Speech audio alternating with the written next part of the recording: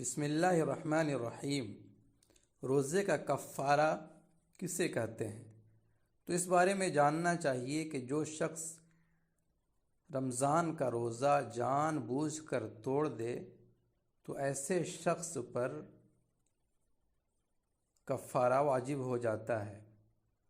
اب کفارہ کس طرح سے ادا کیا جائے گا؟ تو جس شخص نے ایک روزہ جان بوجھ کر توڑا ہے تو وہ مسلسل 60 دن یعنی لگاتار 60 دن روزہ رکھے گا اور ایک دن قضا روزہ، یعنی کل ملا کے اس کے ذمے 61 روزے واجب ہو گئے۔